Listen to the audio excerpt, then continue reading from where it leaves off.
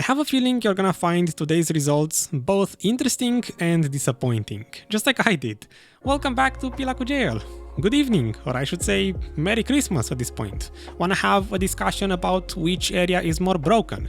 Remember when I made the broken Bloody Monastery video with a bunch of scrolls, the J scrolls, the 10th buff, the 50% drop rate event and the yellow loot scroll, and I said 500 million silver, this place is broken. Well, these days it's more broken. I figured, how does Valencia compare to that? The new generation of broken areas.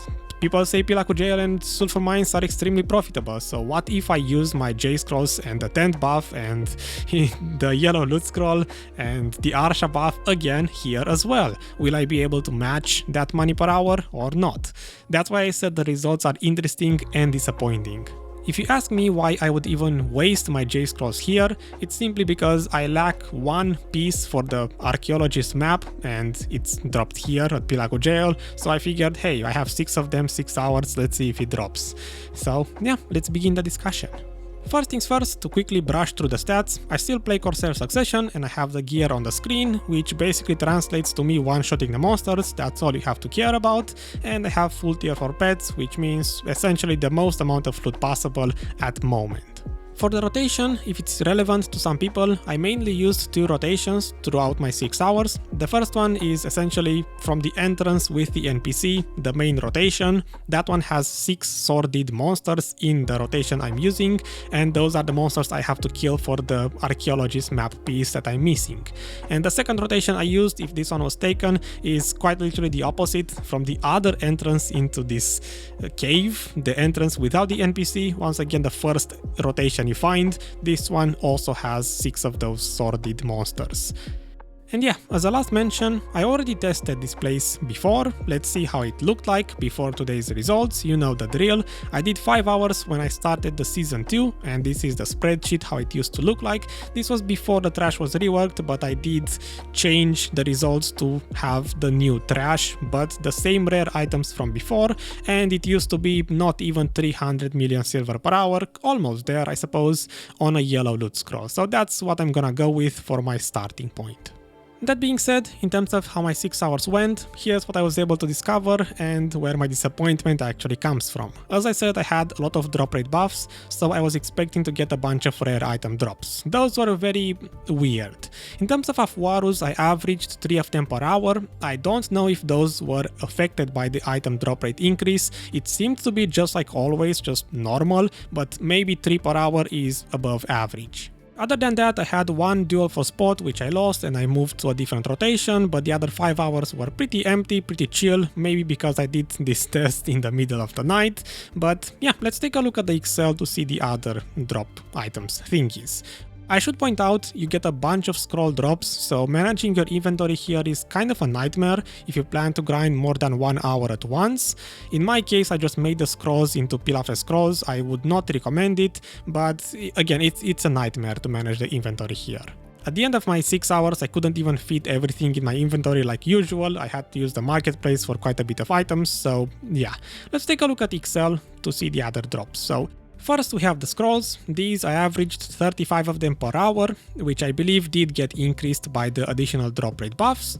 Then Khafras, this is part of my disappointment, 28 of them average per hour with 26 to 32 range. I believe this either gets capped at some point or I got super bad luck with a drop rate. I was expecting about 40 of these drop per hour with the amount of buffs I had. Maybe you can let me know in the comments if this is normal, but it seems low. It seems capped.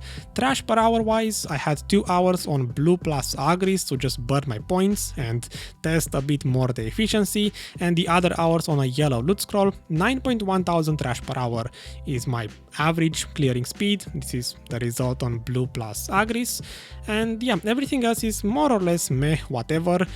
I guess I could point out the blackstones. These are pretty much inexistent. You will get like 5 blackstones in total per hour, which is basically nothing. with the buffs I had.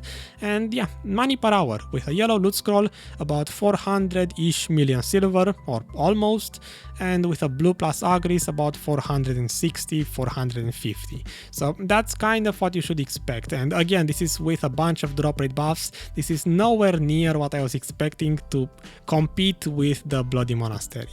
Other than that, I suppose there's Agris to point out. Those 2 hours I did, I purposely tried to grind just a little bit slower than usual to increase my pet efficiency. 97 and 98% is what I was able to manage, so I essentially looted almost everything, in which case you should expect to burn around 55 to 58,000 Agris points per hour if you're interested in this. It's not the most efficient Valencia spot, but it's decent. Oh yeah, I forgot, this place got black magic crystals added to it. In terms of those, it's about 7 BMCs per hour on average, once again with all of the buffs I had. And yeah, that pretty much concludes the money per hour section. I guess in terms of the disappointment, it mainly comes down to a pain to manage the inventory because of the scrolls that they drop and no other way other than maids to move them into some kind of storage. Then you have the Kafra stones, which seem to be kind of low drop rate. I was expecting more, and mainly, remember those 6 hours? Yeah, I dropped again the same piece I already had. So thank you, game. I needed just one more piece to be done with this place and just have my map, but nope, you just had to give me the exact same piece again and force me to return to this area in the future again. So yeah, in terms of ending statements, I suppose Pila Ku Jail is decent, it's not amazing. After all of the reworks, it's, you know, it's competing, it's up there. Sulfur Mines is probably a bit better than this. Elvia still has its place. If you look at all of these buffs, I suppose you're better off burning those in Elvia and not in Valencia. Black magic crystals, it's still probably like 3 of them per hour without the buffs, just like all of the other areas. And yeah, the scrolls, I forgot about those. I did run all 42 Pila Fe Scrolls that I combined solo. I tried to do them as fast as possible.